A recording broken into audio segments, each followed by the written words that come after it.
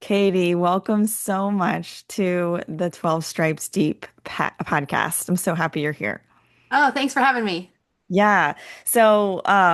Katie has started the Shiloh IVF ministry, which I've seen pop up on my Instagram here and there. And so I was so curious because I'm very passionate about IVF ministry as well. And so I did some exploring on the website and was just so pleased to see there's nothing like it, Katie. So first of all, I have to know what inspired you to create this website, this ministry. I assume you have some experience with IVF. Will you tell us a little bit about that? Sure. So, my husband and I have really experienced infertility throughout the duration of our 20-year marriage. We did adopt our oldest, kind of through traditional adoption. And we didn't really care so much about what our infertility diagnosis was at the time. And then when we were ready for number two, the adoption route wasn't quite going like we had hoped. And we decided, okay, well, we might as well get our infertility looked at. Mhm. Um, and we were essentially told it's male factor infertility. We were told that IVF would be our route for treatment. We kind of tried to delay that and continued to look at adoption. Um, Things weren't opening up for a variety of reasons, both from our own personal history as well as agency stuff. Um, so then we decided, well, we're not seeing anything else out there in church or anything else, so we're By gonna other pursue. things, excuse me, by other things, Like you mean like we other didn't medical see, options? yeah. I Yeah. mean, I felt like that was back in 2004-ish, Okay. when we Yeah. got married, 2006. Like that, I didn't see anything related to infertility. Like Not, NAPR not, technology or anything like yeah. that. I mean, Right.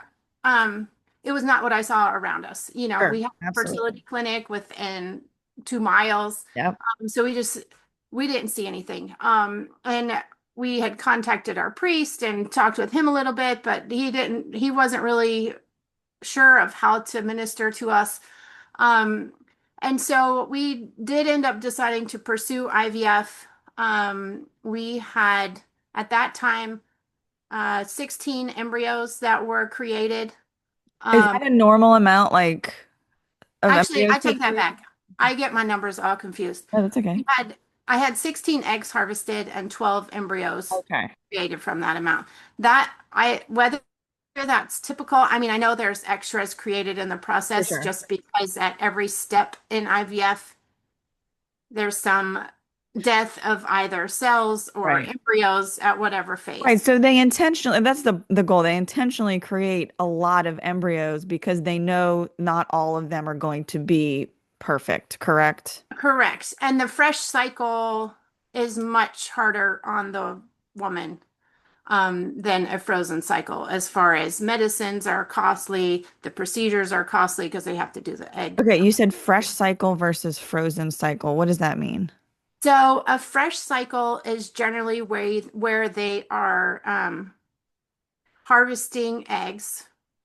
So you're taking medications to increase the number of eggs you release, Right. follicles you release. And then they harvest the eggs and then have them growing in a lab and introduce them to the male sperm Okay. to Right. create the follicle. They grow for several days and then they're implanted back or transferred. I shouldn't say implanted, Right. transferred back into the woman. And a Okay. frozen cycle is once those embryos have grown just a little bit more, then they put them in cryopreservation. Okay. So the frozen embryos. Yes, Okay. Gotcha. that is the using so the frozen cycle is one that is using frozen embryos. I see. Okay. Thank you for explaining that. Yeah. So that process, the frozen cycle process is Generally, there's less meds because you're not having to stimulate follicles that aren't Okay. typically stimulated in normal reproduction. And and there's a little less, it's less expensive. Okay. Okay. So anyway, um, we had 12 embryos that were created at that time. Okay. From the time they initially started growing, we had, I guess, five more die in that few days Okay. until our first fresh cycle. Um, So so from we 12 had, to 7 now. yep. So we went from 16 to 12 to 7, and then we ended up having one embryo transferred, which was our daughter, or our middle daughter. And then six were then put in the freezer Okay. at that time. Okay. So fast forward a couple years, we were ready to have another child. And so we went back to the fertility clinic. We, I believe, miscarried with an embryo that was transferred, and then went back again and had our youngest daughter. Okay. So now you have four So we have embryos three, left. Or we have three? four left, Four. three children. Uh, Right. Gotcha. Okay. and so we had these four left, and the life, busy family life, we were like, oh my gosh. And so at the time, we just kind of put them in the back of our minds, and tried not to really think too much about it. Sure. My husband was actually the one who kept bringing it up, like, we have these children in the freezer. What are we going to do with them? I'm like, I don't know, but we're busy. We're a busy family. I don't know that we can take on any more kids right now. Sure. Yeah. Um, so then there were a couple of family life things going on, with extended family, friends, that really started deepening my prayer life. I did not grow up Catholic.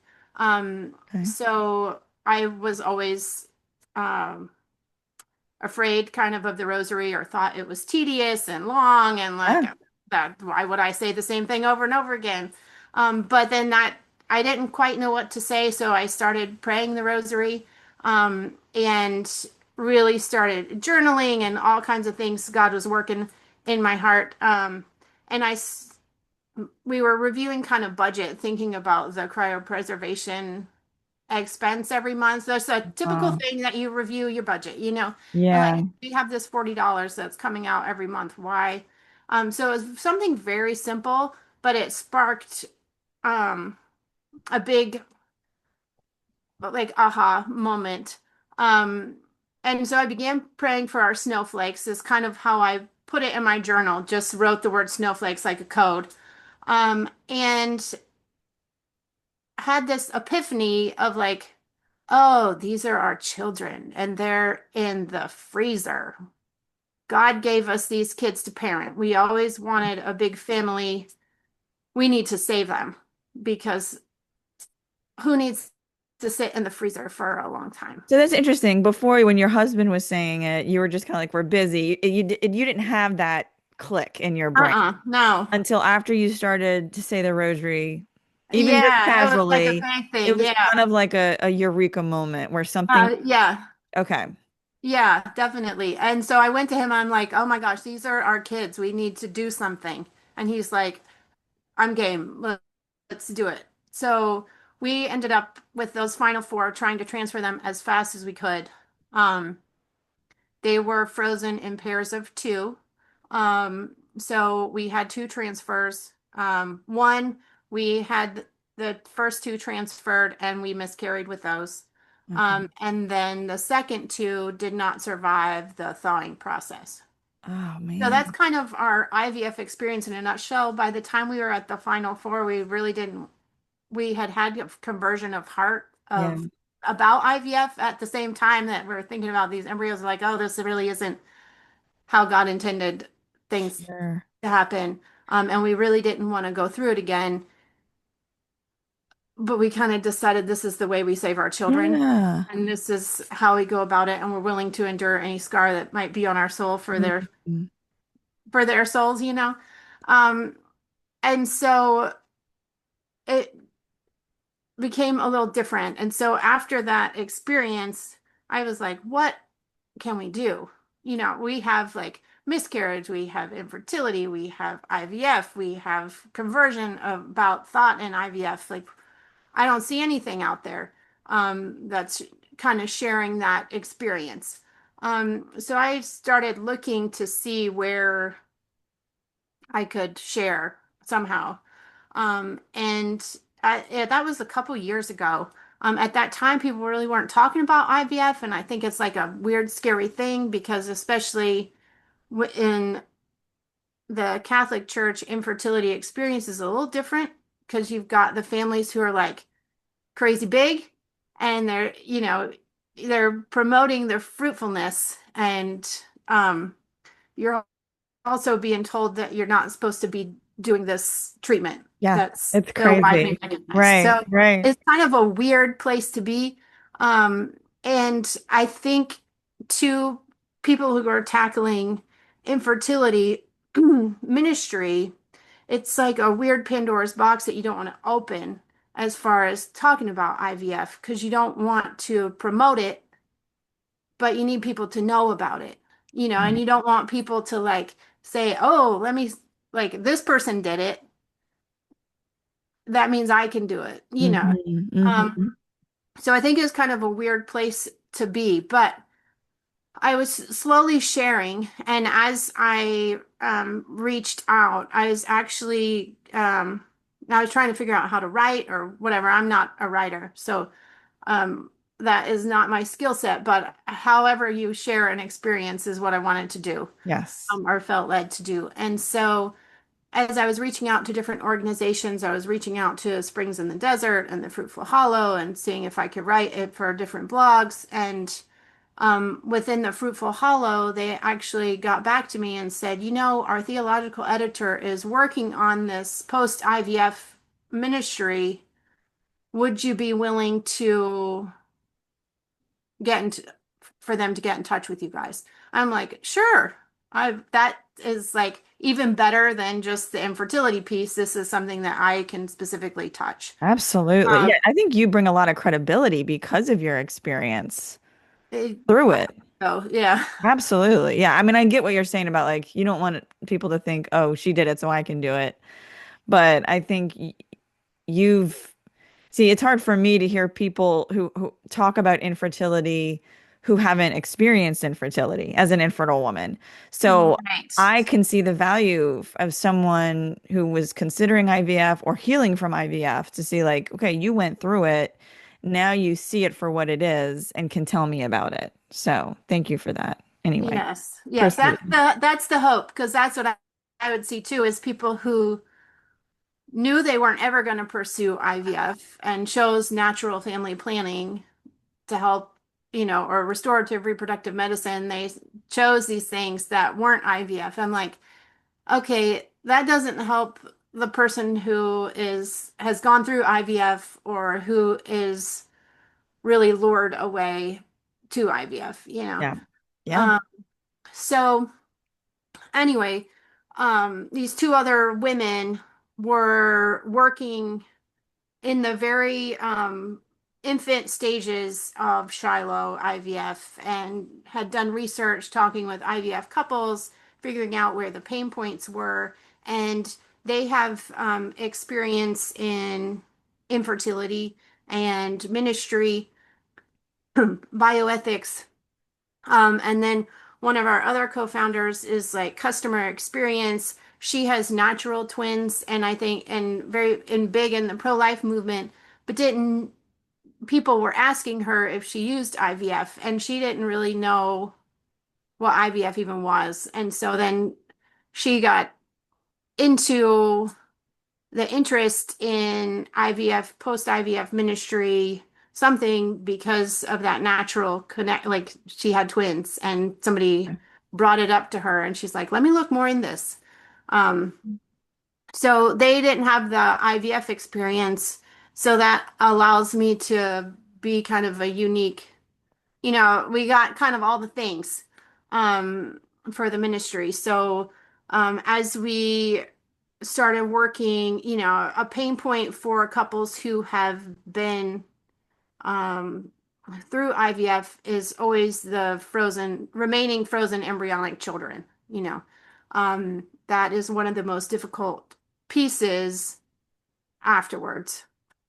And so that's where we really wanted to target the ministry and then hopefully have a natural progression of affecting those who are considering IVF on the pre side. Yeah, so you kind of catch it at a few different angles, which I think is perfect because there are people at so many different spots and perspectives when it comes to IVF. I want to get more into your website in a little bit, but I want to rewind a little bit because I want to kind of get an idea. And this is helping me understand too, because I never pursued IVF, obviously experienced infertility, never really had a great desire to pursue IVF and just kind of accepted the churches. I grew up, cradle Catholic. Hmm. Um, didn't know a lot. I really didn't know anything about the church's teaching on IVF except that it says no, And Right. that was enough for me, which I understand that is not enough for a lot of people, and I get why. Kind of like, yeah, just a random unicorn, I guess. But Yeah. I want to know, like, so you said you did not grow up Catholic, but you did speak to a priest who wasn't really helpful. He didn't give any Yeah. options. Did he say anything about IVF? Either way. So we specifically asked. My husband grew up Catholic, Okay. but we were both was like newly Catholic as we got married. So I still didn't quite have the full scope of the depth of the Catholic Church's teachings, which Right. Which on makes sense. on the opposite on the this side of things, like I totally see the beauty of Yeah. them and um you know, incredible. So I Yeah. think if you can read them and digest them and Yeah. sit with Jesus and really flesh them out, you can see the true beauty of them. Right. Like Um, it's not a mean like teaching trying to inflict these no, it's unnecessarily like, cruel rules that I right. think a lot of people see it as. Yeah, it's protecting us from the harm that we can't see because Yeah. of the phase we're in. But I still had that, like, I knew my Protestant Yes. church like didn't care about birth Oh, for control, sure. didn't For care sure. about, I That makes like total so sense. I was still anyway new in it. So we talked with the priest. My husband was much more concerned about it than I am. Like I am a nurse in background, so medical terminology is like just part of my nature, Hmm. so medical procedures and that sort of thing wasn't anything I was scared of. Um, it was something that was natural to me. It's just one more thing that's like crazy in the world. So we ended up talking to a priest and he gave us an article to kind of read, but it was really like it was ethics based. I mean, to some extent of like talking about embryo adoption. It really wasn't, and why that could be a problem. It wasn't really geared towards infertility or the cross of infertility or even Uh-huh. awareness of Yeah. infertility or what couples are experiencing. And he just didn't have The resources. He the didn't have the resources. information. Yeah, Yeah. no, And no. especially I back mean, then, there was nothing, nobody was talking about it oh, at all. right, So, right.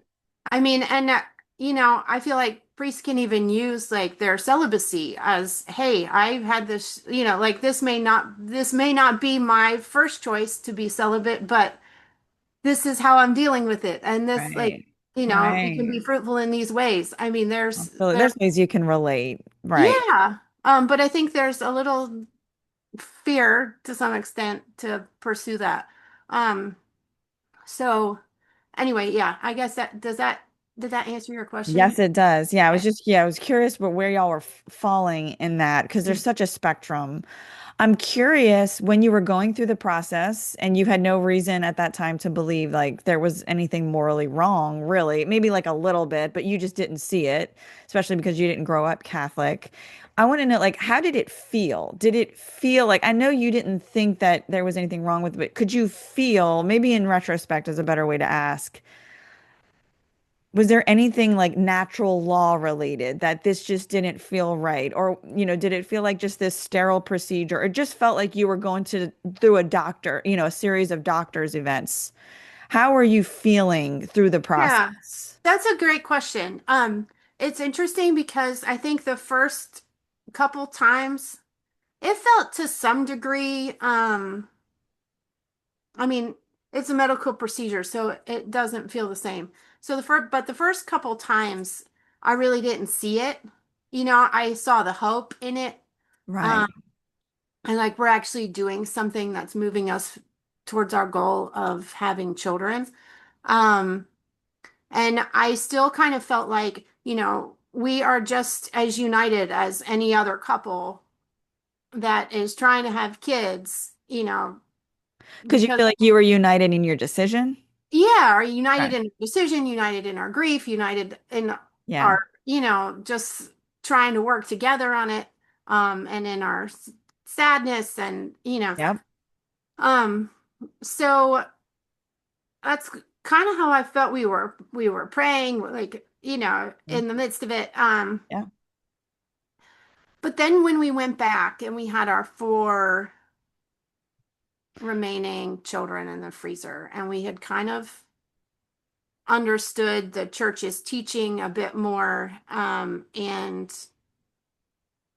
went through it again, having had this change in heart, everything felt different, you know, um, and I could see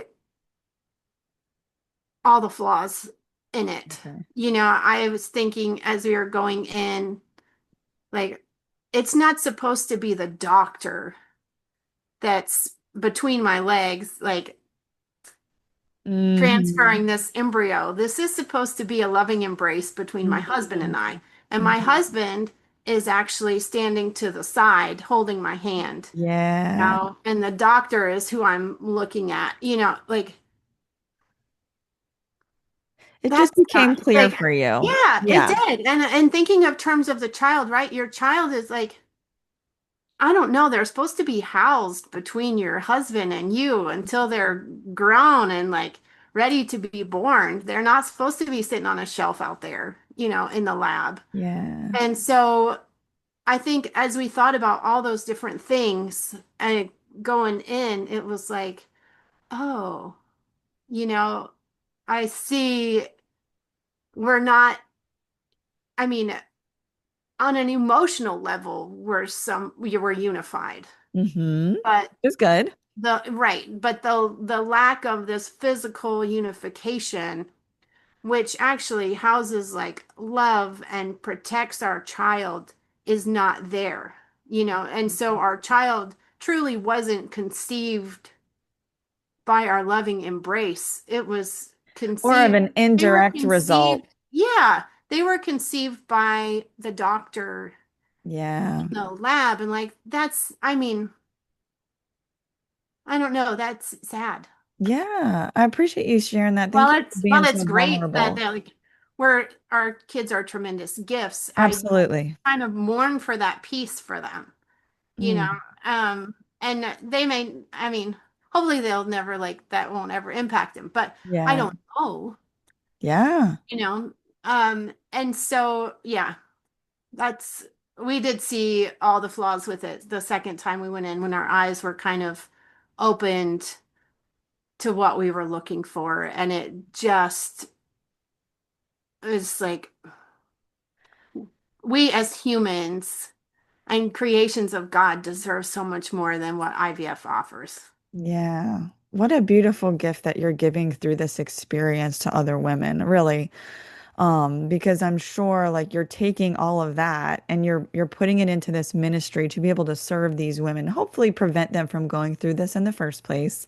But look, the reality is that there is a lot of women who have gone through IVF who will go through IVF and they need somewhere to be able to express this, or maybe they don't understand why it doesn't feel right yet, just yet. There's so many different ways that we can feel, and I'm so grateful to have your ministry there for these women because it's true, there is nothing like that. Now, I'm assuming, again, if we rewind back to that visit with the priest, What do you think would have been helpful to have at that point? You kind of mentioned a little bit, but I assume you've created something that you think would have been helpful to have at that point. Can you kind of walk us through the components of the website a little bit? Yeah, so for the website, I think um so this is gonna go a little bit into what I'm working on, but in addition to the website, I'm kind of working with organizations and mentoring through the Fruitful Hollow with their Sisters of Hannah program to like Awesome. mentor women who are having difficulty with infertility, struggling with infertility to help get that pre-IVF decision, Okay. like as people struggling with infertility, let's support women in and men in their struggle with infertility Yeah. because I think that isolation ends up leading us to kind Right. of choose the things that we don't need to. Right. So would you say, and I often wonder, like, it's not necessarily that this type of ministry, and when I say ministry, I mean like in church, what we can do in church and in our church parishes. It doesn't even necessarily start with talking about IVF. It starts with bringing in the isolated and ministering to the hearts of the infertile. Would you agree? Yeah, absolutely. Okay. Absolutely. Um, so because I think Are lacking. So we're that's searching what we were for. lacking. Yeah. Yeah, that's what we were lacking. And I'd like to say, I can't say with obvious 100% certainty, but I'd like to say that if we were ministered to in a way that now we're having conversations about with the idea of spiritual parenthood and the idea that your calling to parenthood may not have to be biological or even adopted, Yeah. and Yeah. we're here to pray for you in the hard times and we're here to pray for you in the good times and like come to us for support, Yes. You are seen with here. you, like you're You're seeing. part of the Yeah. community. Yes. Yes. And like, so I'd like to think that if that were the case, that we would have made a different decision. Yeah. You know. Um, so that's why I think I want to definitely dabble in the infertility and promote organizations that are doing so, and conversations that start opening up about infertility in general. Yes. Um, now the Shiloh website does we just kind of recently revamped it a bit. So it because we realize we have people who are touched by IVF in different places. Mhm. Like our mission of our ministry is to provide support and discernment expertise to those couples who have participated in IVF and potentially need healing and discernment about their embryonic children. But we are aware of the fact that there are people who are considering IVF, and there are even children who were conceived through IVF, or there are ministries or providers who are ministering to couples with who've been through IVF or whatever. There's all these different um, modes that or people that are coming to our website. And so we want to provide, while it's not necessarily our like main mission, we also want to make sure those people have the tools they need. Yes, I love how you have those options. And you have it clearly. You have three different boxes. And the biggest one is the main purpose of your ministry. In the center, when you open up the website, it says post IVF healing, click here. And then at the bottom, there's two other options for women who are considering IVF to click there, and then children of IVF to click in a different box. Yeah. So we're hoping that by making those options, we can provide tools for people, but also see like since we're new, I mean, we're new, we're figuring the ministry out and who needs what. So if we're seeing something on the website, activity on the website, then we can be like, oh, we really need to channel some energy into this piece because these people are coming regularly to look for info. That's Um, great. so that's kind of what we have on the website. We've got a lot of education materials, both like Just general kind of bioethics, secular resources as well as Catholic resources. We want to be open to anyone of, Perfect. any background that needs healing or discernment expertise. But we are doing it through a Catholic lens. Um, and we have an honoring page. So if somebody has embryos out there or they Hmm. are frozen, or if they have embryonic children who have died, we'd love for people to honor them on our page. Um, and, and Beautiful. then we have I'm trying to think what else right now. Um, You have a we also minute. have like a testimonial because there's not a whole lot of option. I mean,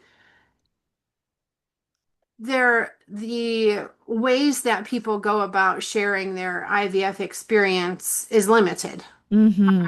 And so we're we would love for people to share about their experiences to give people a real world view, either, positive, negative, whatever it is. We want people who especially have had any regret with their IVF and needed healing after IVF. It's a complicated subject because we have two living children that were born of IVF. So it's hard to say the word regret, Right. in it. And I think people have trouble with Articulating feeling, these things. yeah, articulating it Yeah. and feeling opposite emotions about something, right? Like Yeah. Like I the can, both and like I can both yeah, love my child and know they are a gift from God, but also I the can grieve the for this circumstances process. of the Yeah, conception of their conception were yes, not perfect. yes. And Yeah. I kind of live with both the pain and the joy of IVF, Yeah. and the hurt and and the good. Like, so, I think people want to be like, it's all or nothing. It's either terrible or it's great. And it's both, It's yeah, you it know, and they're like, it can, it's just this uncomfortable, like weird kind of it's not yeah, I totally get yeah, what you're saying. And it's kind of like with secondary infertility. I feel like those people don't really know where they fit because they've had a child, so they're not like they don't fit in necessarily or feel like they fit in with the primary infertility folks. But also they very much long to have another child, and it's just like this uncomfortable middle ground where we have to be okay with feeling the discomfort of it. It can't be clearly articulated necessarily, and but you're sitting with these people in this space and giving them the permission to feel that both and, which I think is very important. And I see here on the website that you also have mentorships, like people can work one-on-one. yes, yeah. So we have mentors, and so somebody reaches out to us saying, I have they're allowed to share what they want about their IVF experience on the website and their initial contact with us. So it might be just a sentence of like, we participated in IVF, I need healing, or whatever. Or they might say they have a couple remaining embryos, or they might even give more information about their story. And so we take that and then reach back out to them and get answer a few questions about where they are in the process, how many embryos they've had, if they've participated in IVF, if they know someone, if whatever, and try to get more information and then kind of match them with one of our mentors, to really see what they're needing. A lot of people are just needing to share their experience, and you see a kind of a With wave someone who gets of it. like somebody somebody understands what I'm going through, somebody gets it. Um, and or they might need like reconciliation, and we can kind of walk through that, or they need deeper healing, and like we have a scriptural guide that we go through that go starts off with like pretty basic, who is God and what does he desire for us and who are we in relationship with God, and what is sin, and what, like, so to help form how we think about the decision around the embryonic children or why we might even need healing from IVF. That's amazing. Um, I just think that's so important. That's so valuable to have for women to help women walk through. Do you ever get people who maybe don't believe, they don't see a problem with it, but they've heard that it's wrong and they want to they're curious about it. I wonder if we've had a couple people reach out, considering, but most of them kind of realize, most of the folks who have reached out to us are, have kind of come to the realization on their own sure. about, and they might have like dabbled in the website a bit and learned a little more as far as education wise and kind of are more fully developing that sense of like IVF is not really Yeah. a great thing. But Yeah. now I have They're these kind of seeing it. children that what do I do with now? Would you say that is a woman that would fit though for a mentorship if say they've gone through IVF and they're not convinced it's wrong, but they're looking to somebody to talk to about it? Would that be a good fit for Oh, your? Yeah, absolutely. okay. Absolutely. Yeah. I'm just Yeah, curious. I would say Yeah. like anybody who's been through IVF who is questioning the teaching, the church's teaching on it, if they're just not sure what their emotions are about it, Okay. if they need kind of somebody to walk through what are the options for my embryonic children, Yeah. we can help walk through Right. that. Um we really want to remain open. The options are limited for what to do with embryonic children. Right. And the church has some guidance on certain things that you really should avoid. And there are other things that are kind of in a gray area. Hmm. And so we want to be real careful we're not making the decision Right. for the couple. We will give them the tools and support them regardless of the decision they make. And there are some life-ending choices, and there are some life-giving or more life-giving choices. Hmm. But we kind of want to be here to accompany Yeah. people in the process, and provide education where is needed so they feel equipped to be able To to make a make that decision. decision. That's great.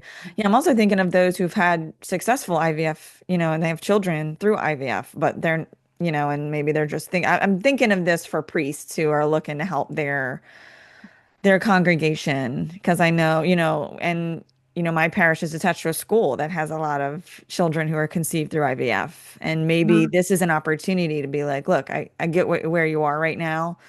Maybe you'd be interested in talking to some women who've been through the process. I'm just trying to think of all opportunities I think that Yeah. can really help priests or religious leaders.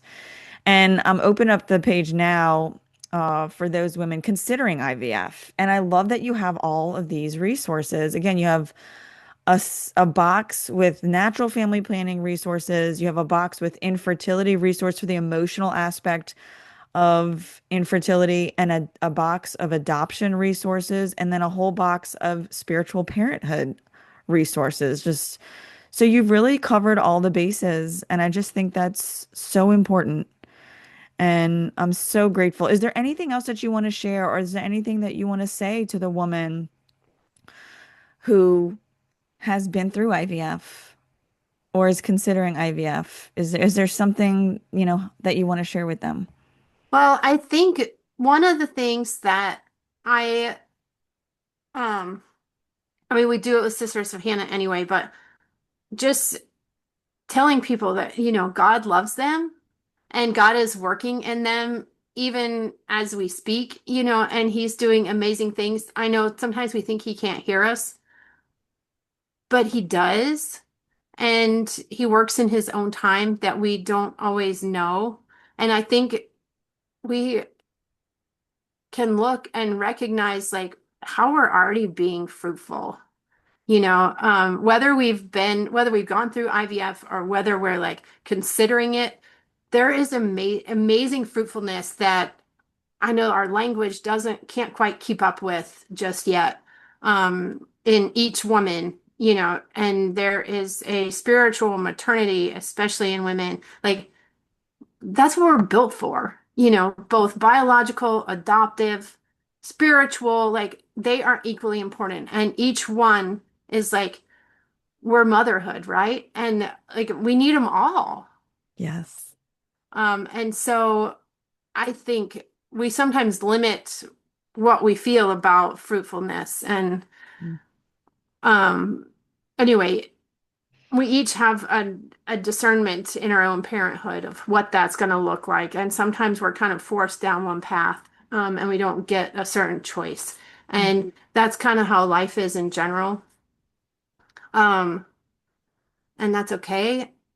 I Yeah, think that that's okay. it's okay. All the options are okay. And that's actually what creates a beautiful motherhood is that we have all of them, you know? Love that, Katie. Thank you so Um, much. I want to mhm. spell this website for you. It's SHILOHIVF.com. You can also find Shiloh IVF on Instagram and be sure to explore the Fruitful Hollow. And you said it's the Sisters of Hannah. Sisters of Hannah Ministry. Yeah. Yep. As well. And Yep. Katie, thank you so much for being here. Your ministry and you are a gift. Yeah. Awesome. Thank you so much for having me.